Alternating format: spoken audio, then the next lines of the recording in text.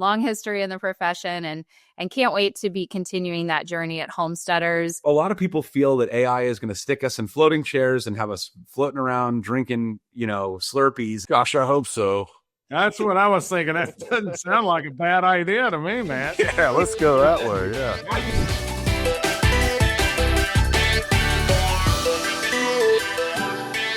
Welcome, everybody, to Funeral Nation, episode 269.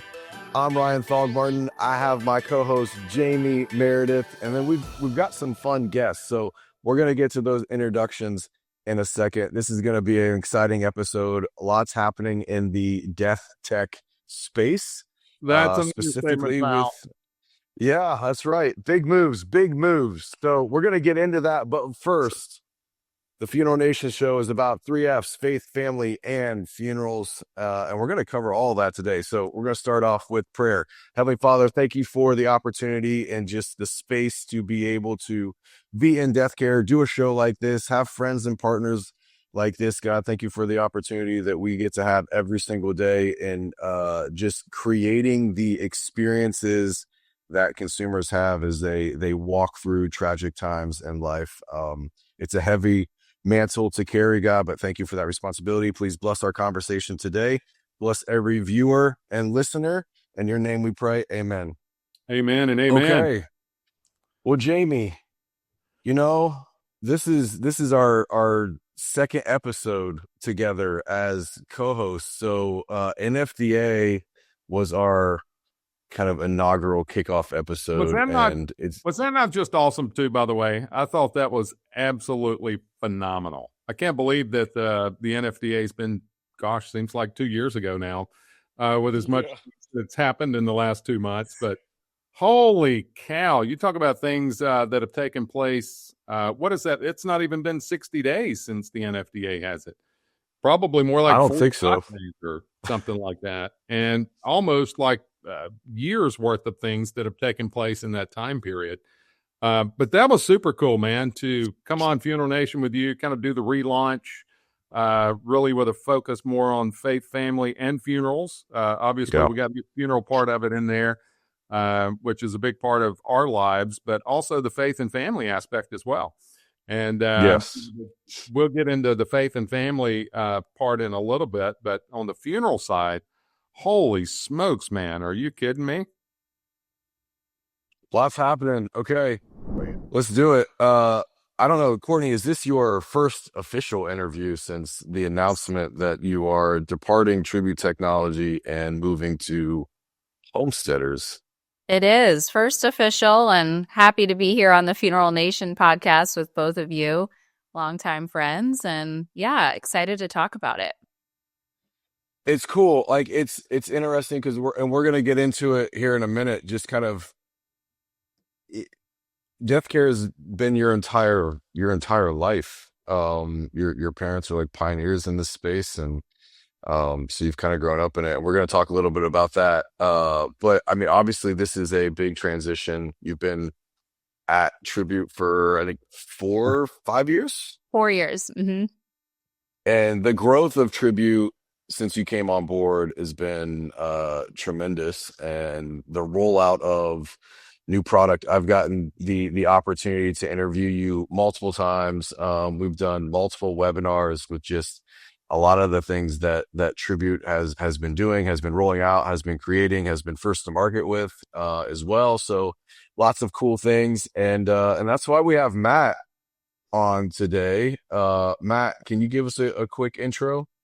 Sure. I'm Matt Powell. I've had the great pleasure of being Courtney's partner for the last 2.5, 3 years that I've been at Tribute, and I run technology. So my job is to make sure that we build products that help the funeral homes that we serve the families that they serve. And so what I get out of bed for is to figure out how to use the best of technology to give people time back to do the most important and hardest work that's done on this planet.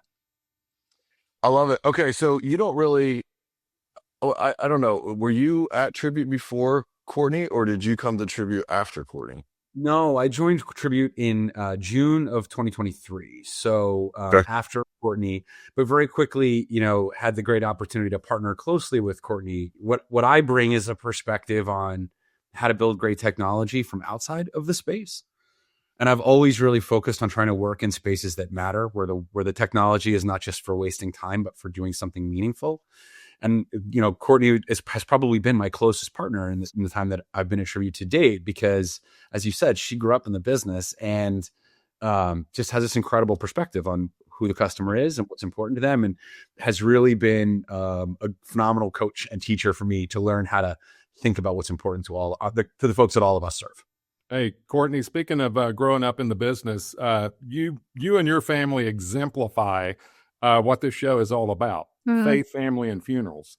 For those that, have lived under a rock for the last, 30 years, tell a little bit about your family history and how you guys kind of got into space. And then, of course, your career and what that's looked like all the way up to Tribute. Oh, goodness. Thank you.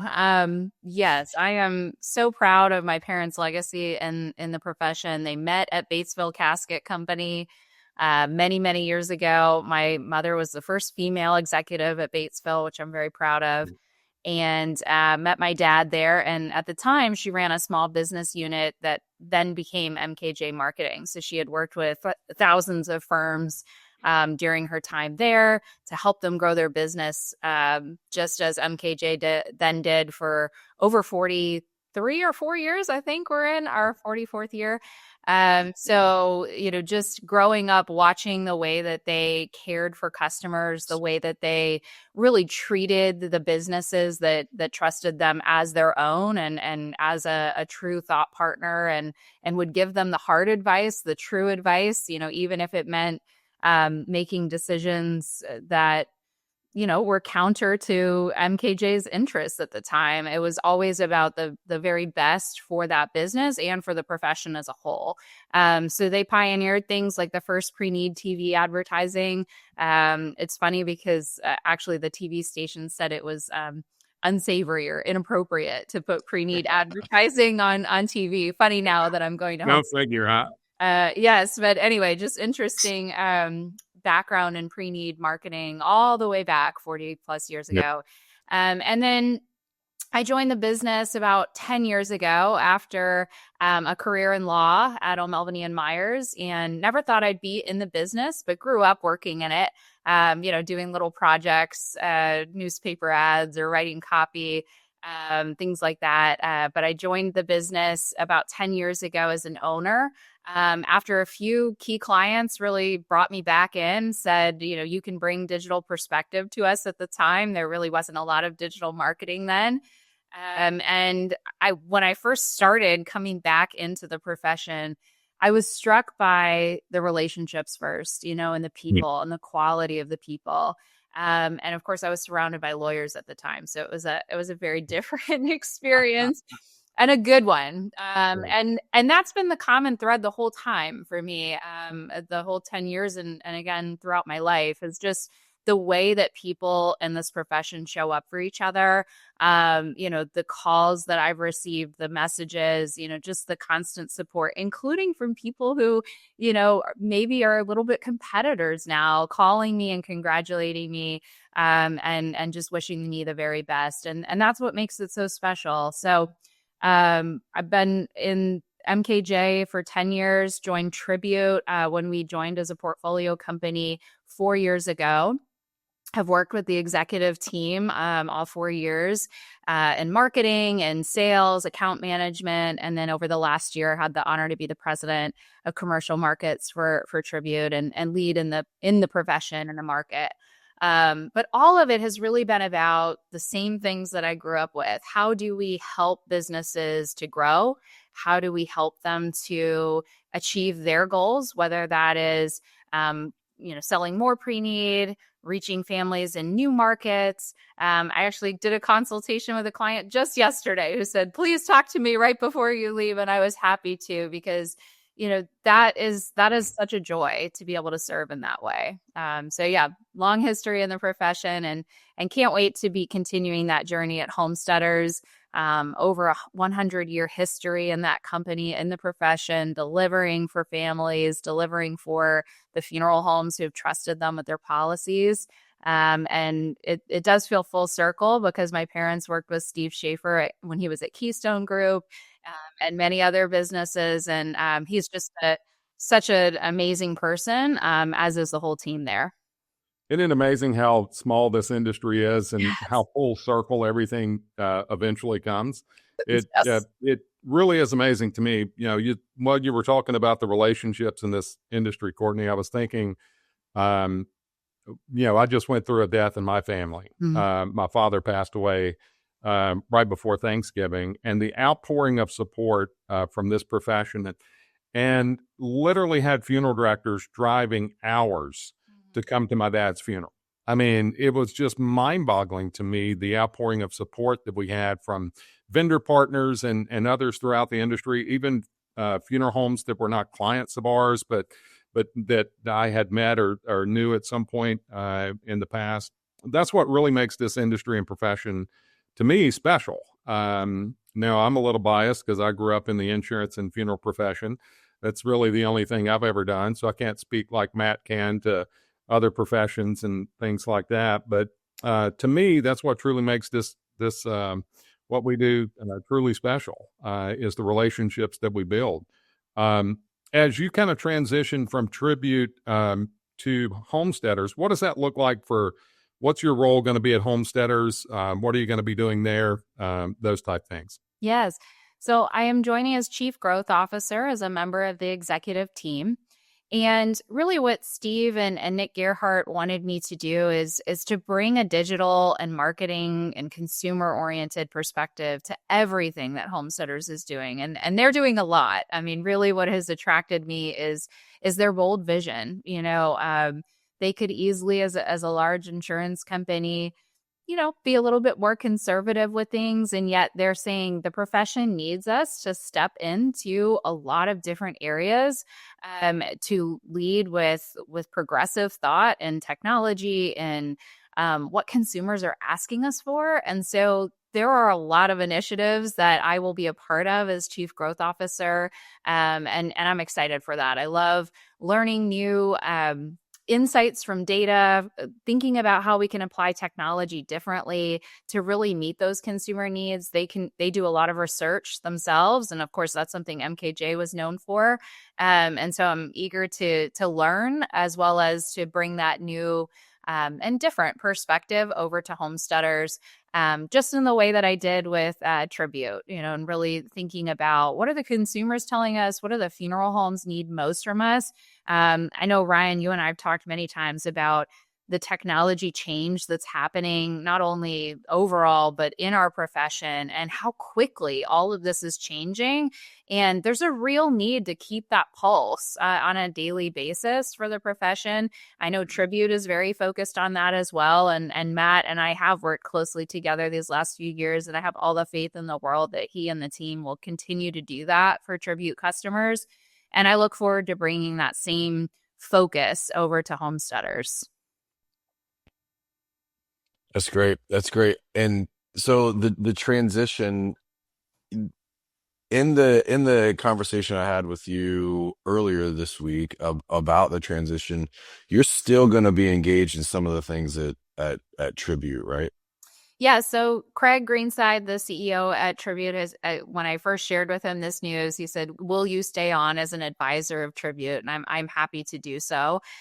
So I will be at our ski summit in February, speaking, involved in many of the summits. I'm sure I'll be on an advisory board, connecting in with different parts of the organization to help and bring that profession expertise and insight where it makes sense.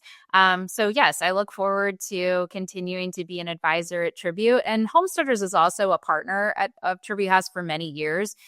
We just launched an integration between Homesteaders and Tribute management software. We're working on some different marketing as well. So we will continue to work together from that partnership angle too. And I'm so happy because I love the team members over at Tribute, of course, in the marketing services, the MKJ agency.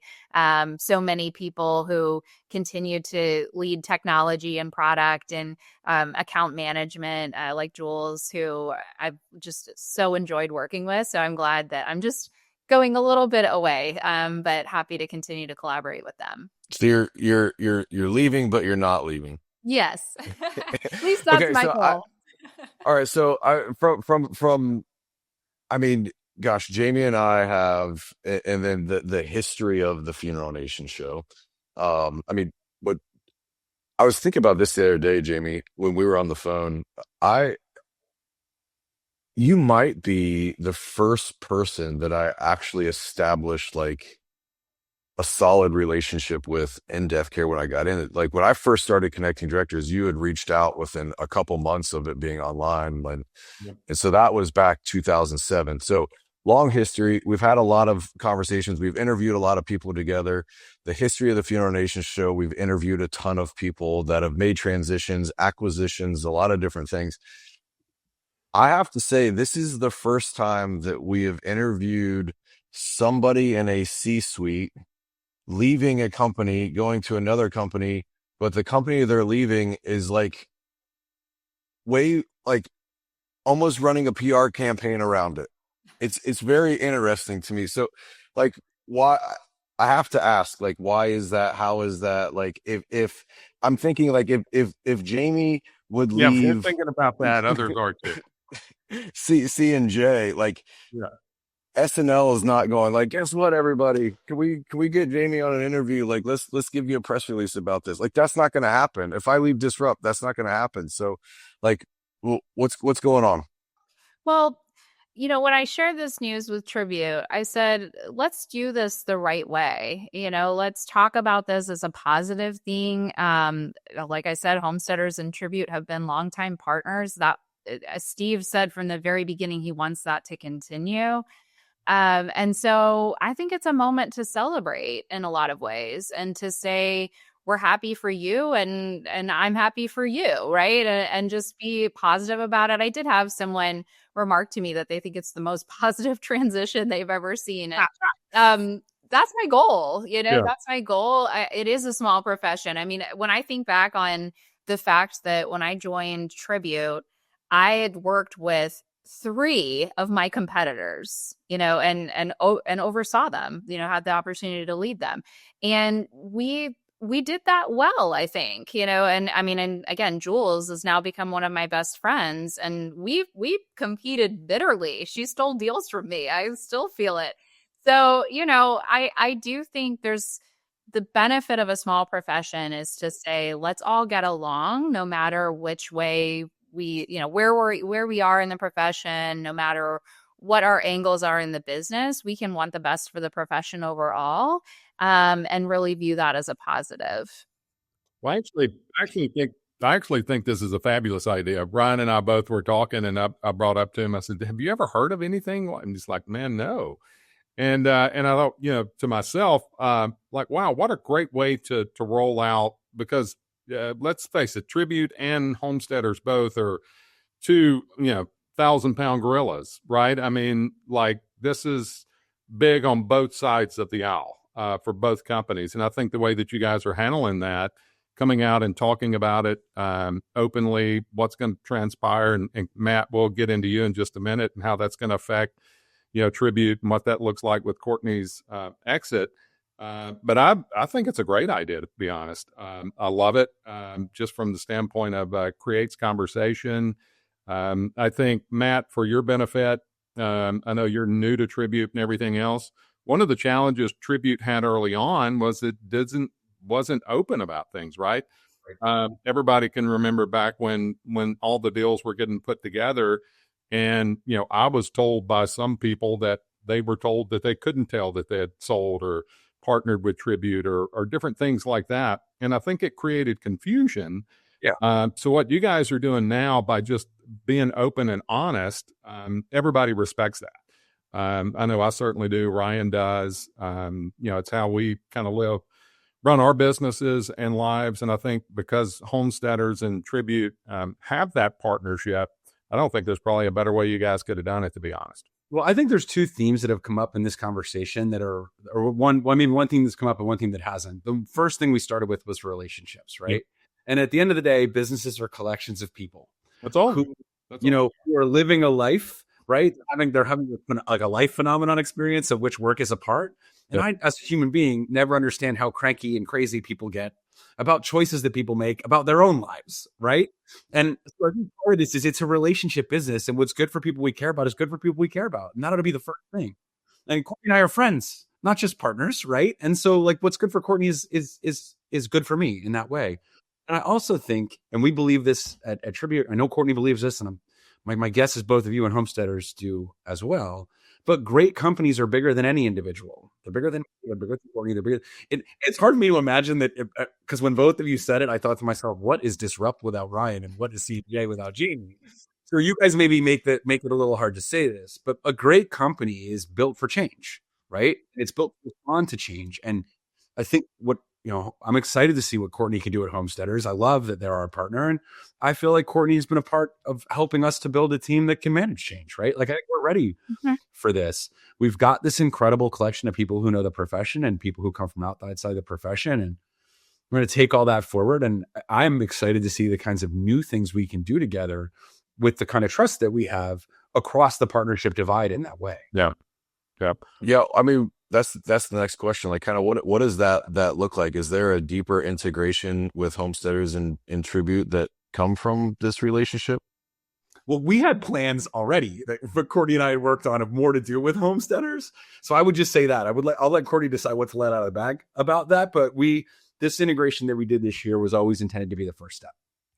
Absolutely. But I also want Tribute customers to know that they will continue to have all choice, right? That my decision to move to Homesteaders is not reflective of Tribute saying, oh, Homesteaders is our only pre-need partner. Certainly not, and I would want customers to know that Tribute will continue to make decisions about their open ecosystem, which I've been a big advocate for, and I know Matt shares a desire to integrate with whomever customers, are advocating for and asking for. And so customers should continue to do that. But yes, there was always an intention to continue to integrate and partner more deeply with Homesteaders. We've had an integration at Tribute with Olivia for many years.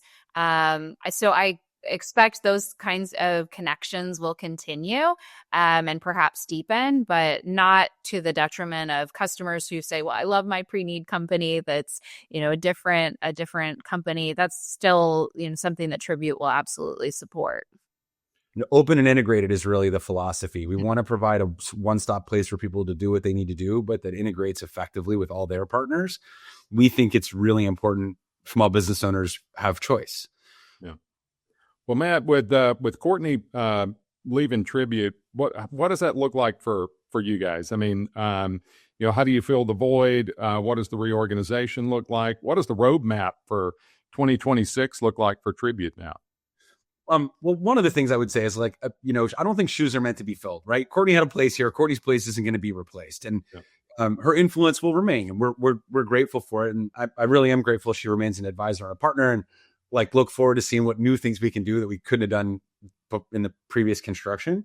But what Tribute, I think what I see in the leadership team at Tribute that I'm excited about is this really cool marriage of folks like Courtney who come from the profession, who bring this deep, intrinsic, built into their bones understanding of the customer and the space, combined with some fresh perspectives like mine from outside the profession, for people who care a lot about doing work that matters, but want to actually bring some of the learning and ideas and approaches and things like that from outside of the category, into this space. And so what I am excited about for the next kind of chapter of Tribute is this high trust, high performance leadership team that Courtney has helped to create.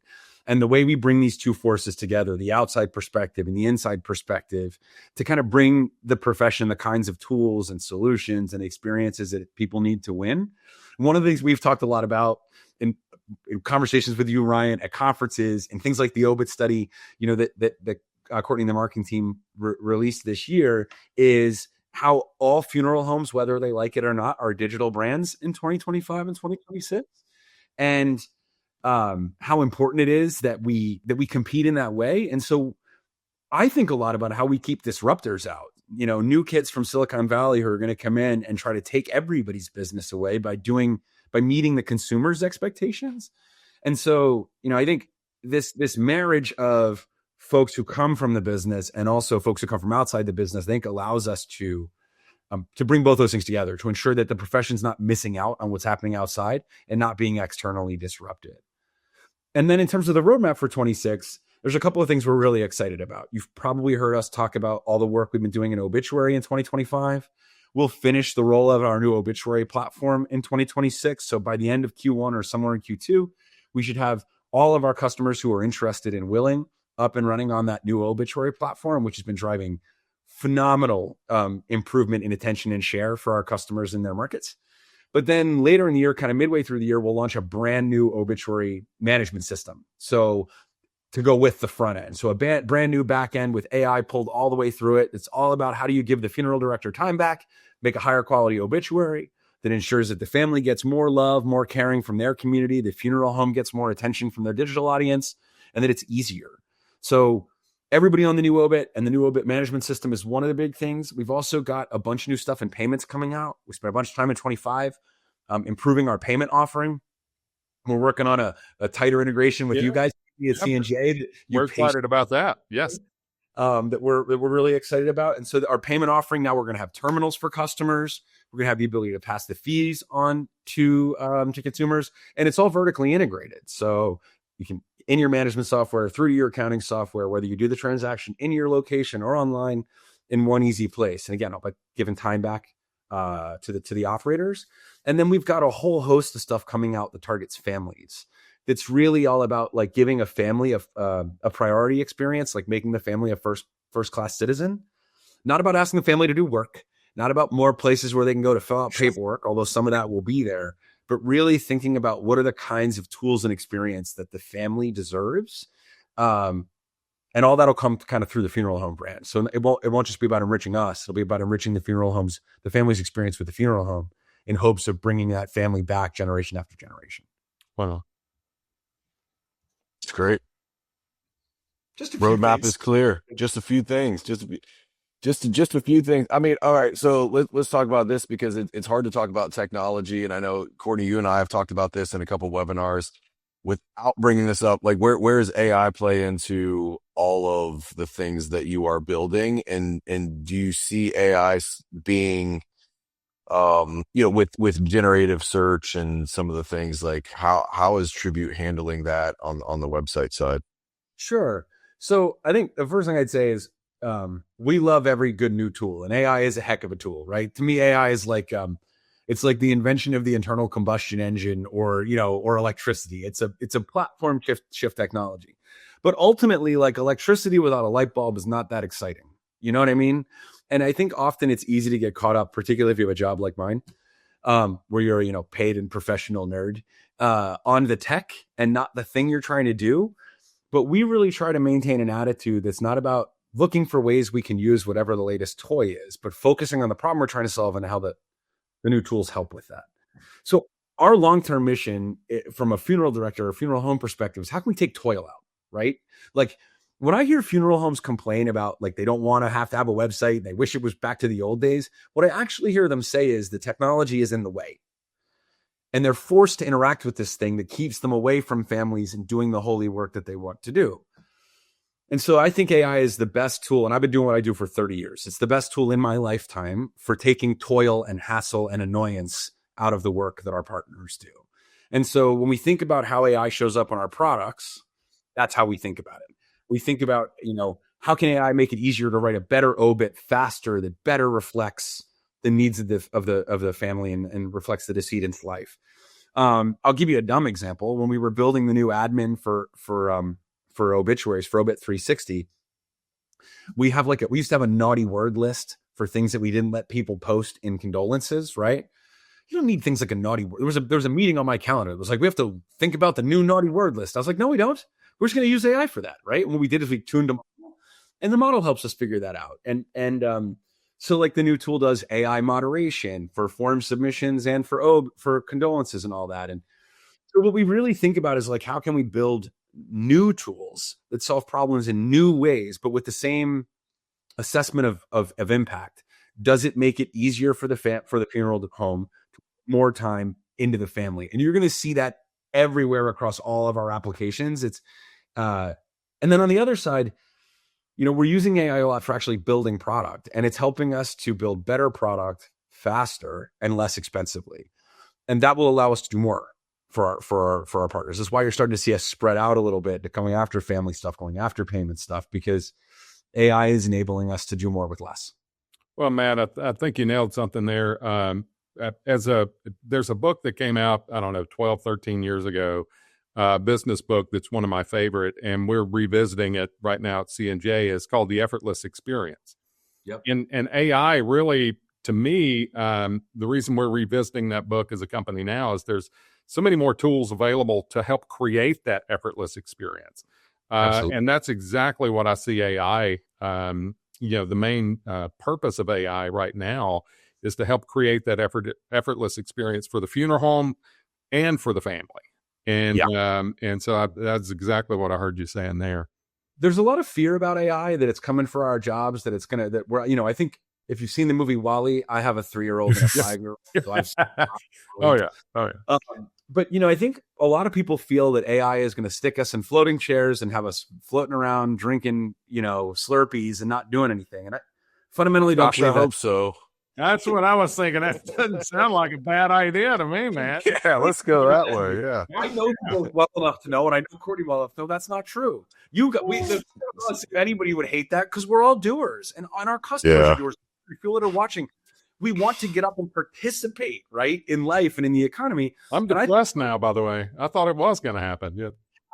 I think what you're going to find instead is that we spend less time on the boring bit. Yeah. The distance between your idea and your inspiration and seeing how it works in real world, it's going to get much, much shorter. In the same way a computer has done that, right? Like, imagine trying to lay out a newspaper in 1943, right? Versus how much easier that is now with technology. Look at the stuff we can do with video. So I think what we're going to find is that AI actually opens up whole new possibilities for all of us and shortens cycle time. We get to focus more on being creative and less on being a calculator. Yeah. Makes perfect sense to me. Makes perfect sense. It does. Well, this has been great. Thank you both for just rocking with us. I do applaud the transparency, and hats off. It's not a normal mode of operation, and I think it's greatly appreciated in this profession. I mean, I feel like a theme of every conversation is the death care as a family. I think it's so cheesy to say, but I think it's absolutely, just to your story, Courtney, it is exactly how it is. Jamie, we both experienced deaths in the last 30 days, and Ryan's grandfather.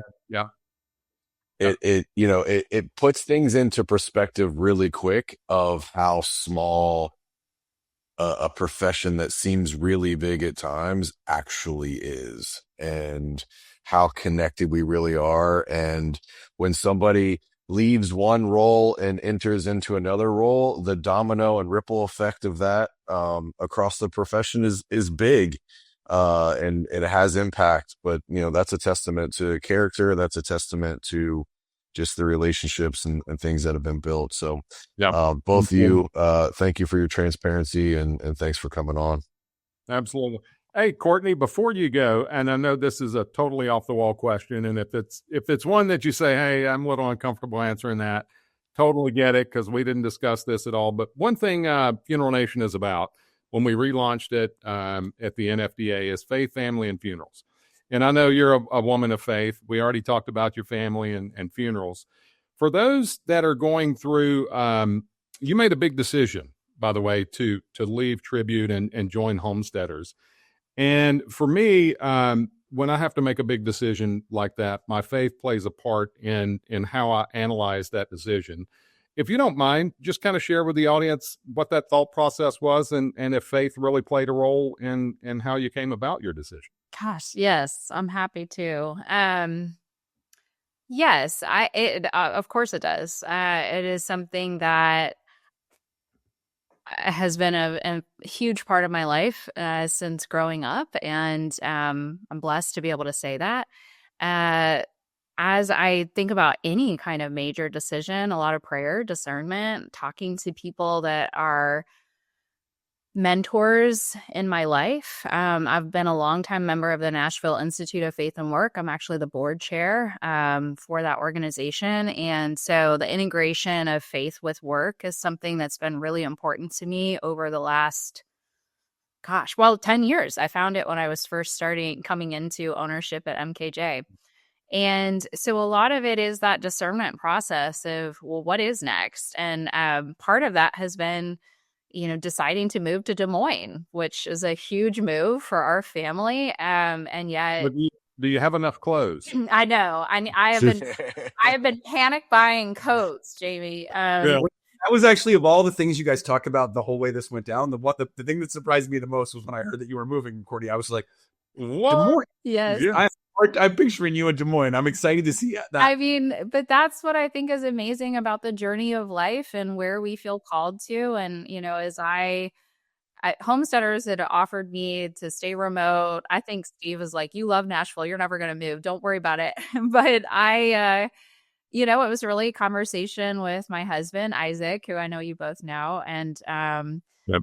really feeling like this is the right move for our family, and that unity between us is important to me as well. And so, yeah, it's been a journey I didn't think I was going to take, but neither was coming back in the profession. And that has been the greatest gift to me. I mean, when we talk about relationships, I not only saw people show up for both of my grandparents' funerals from across the country, flying in, even just for a matter of hours to be there amidst very busy schedules. It meant the world to me at the time, and really, showed me what it means to show up for people in this profession. But I had clients who have babysat my children as babies so that my husband and I could go have a date, or helped me when I had an injury at one of our summits, like going out and getting crutches for me. I mean, crazy things that are just incredibly kind and demonstrate to me what it means to show up for other people. And that's why I'm excited to be in person with the Des Moines